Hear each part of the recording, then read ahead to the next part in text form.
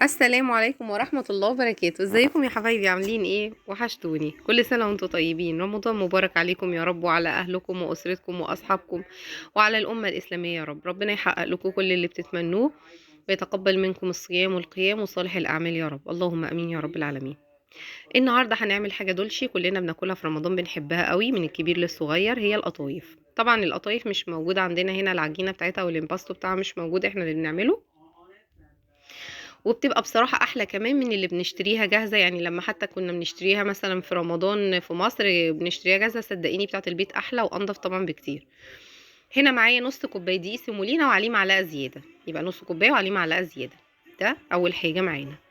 هننزل عليهم بنفس الكوباية اللي احنا عملنا بيها دقيق السيمولينا، هو نفس المج اللي هنستخدمه. هنحط كوبايتين دقيق أبيض، يبقى نص كوباية ومعلقة دقيق سيمولينا، كوبايتين دقيق أبيض.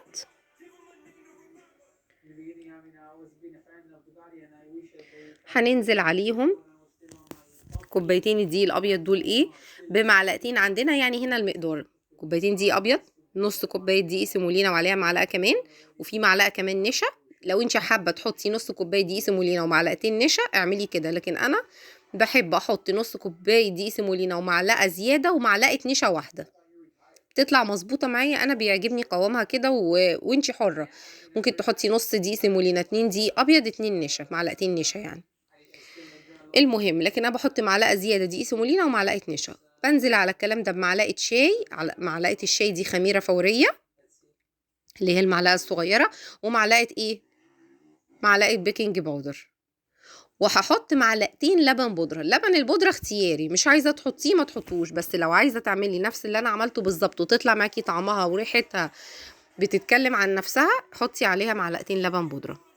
هنا انا حطيت البيكنج باودر ورشه ملح صغننه بس كده. وهنا حطيت معلقه النشا، دي معلقه النشا انا بحط معلقه واحده كده. خلاص ركزنا في المقادير. يبقى 2 دي ابيض، نص سيمولين عليه معلقه زياده، معلقه نشا، معلقتين لبن بودره، معلقه خميره صغننه، معلقه بيكنج باودر صغيره، 3 كوبايات ميه، وحطينا معلقتين سكر.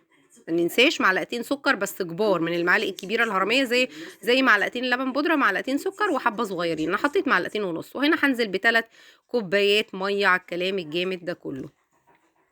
يبقى هنزل بقد ايه ميه؟ 3 ميه. وهضرب الكلام ده كله على الخلاط ضربا مبرحا، بحيث ان الخليط يديني خليط ناعم وجميل وروعه. هنضرب الكلام الجامد ده كله مع بعضه.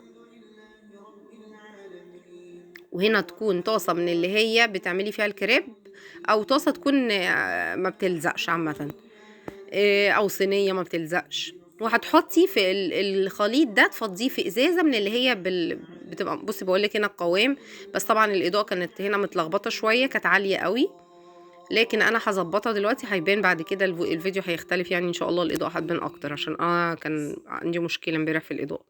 يعني عملت الفيديو ده امبارح بالليل، الاولاد اتسحروا منها. القطايف دي ما استنوش، اتسحروا جنب السحور منها، قالوا لي ماما لا اعملي لنا وعايزين ناكل منها، احنا عايزين نتسحر. هنا بقول لك الازازه دي بتتباع في كل حته، اللي بيبيعوا الادوات المنزليه بتبقى ازازه كده وفيها غطا، بيبقى فيه بوز كده. دي بقى اللي هتقدري تستخدميها وتطلع معاكي القطايف زي ما انت عايزه. عايزه تعمليها عصافيري صغنونه اعمليها براحتك، عايزه تعمليها كبيره انت اللي بتتحكمي في حجم القطايف بالانبوتو ده او الازازه دي.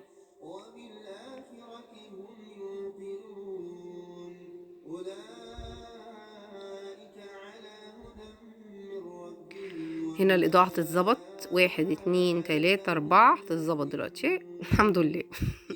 بقولك بصي الإضاءة اتظبطت ازاي. شايفين بقى هنا شايفة هنا الخميرة بتاعتنا عاملة ازاي، وشايفة الفقاقيع. انا عايزه اقول لكم ان الامباستو ده، العجينه دي ما بتستبهتهاش ترتاح، ما بتتسابش ترتاح يا جماعه، مش عارفه اتكلم. معلش بقى احنا صايمين. ما بتتسابش ترتاح يا جماعه، لانها عجينة القطايف ما بترتاحش. تخلصيها تسخني الطاسة تحطيها في الإزازة تبدأي على طول، يعني مجرد ما اتضربت وخلصتي ضربها كويس قوي دقيقتين 3 وهي بتتضرب وتبقى ناعمة، وفضيتيها في الإزازة وسخنتي الطاسة، تبدأي على طول تنزلي بيها. بصي تديكي فتحات كده، تبقى كده ناجحة معاكي 100%. طبعا تكون عندك قماشة حلوة جدا. بقولك بصي عاملة ازاي من ورا، موحدة اللون وروعة. هنا كنت جايبه صينيه وحاطه فيها قماشه كبيره، تكون طبعا انتي بتستخدميها للعجين او المخبوزات والحاجات بتاعتك، تكوني دايما سايباها للحاجه دي. وهنا بصي بصي الجمال، بصي الجمادين، خلصت الكميه كلها، ما اخدتش معايا وقت خالص، بتستوي بسرعه يا جماعه، العجينه ناجحه 100%. بصي هنا، بصي الفتحات، بقولك بصي الخرام بتاعت الخميره ازاي، بصي الفتحات بتاعتها عامله ازاي، روعه روعه روعه روعه، سخنه مولعه.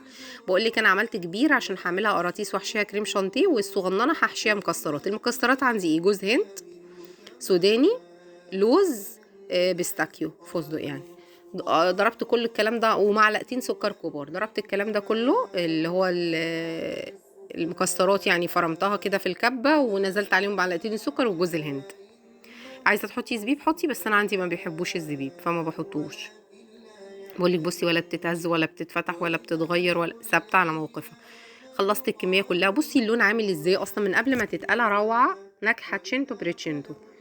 حقلي بقى طبعا مش الكميه دي كلها، انت تقدري بقى تحشيها زي ما انا ما عملت وتشيلها في الفريزر وتستخدميها وقت ما انت عايزه، تطلعيها قبلها تسيبيها تفك وتروحي قليها على طول. هنا بقولك انا عملت اللي هي الكونو اللي هما القراطيس، ونزلت بواحدتين من التانيين. بقولك انا حقلي بقى الكميه كلها اللي انا عايزاها، بس التانية انا شلتها في الفريزر خلاص، لانها كميه كبيره انت تعملي منها تقعد معاكي بقى يعني مثلا حبه كده كام يوم وبعدين تعملي تاني.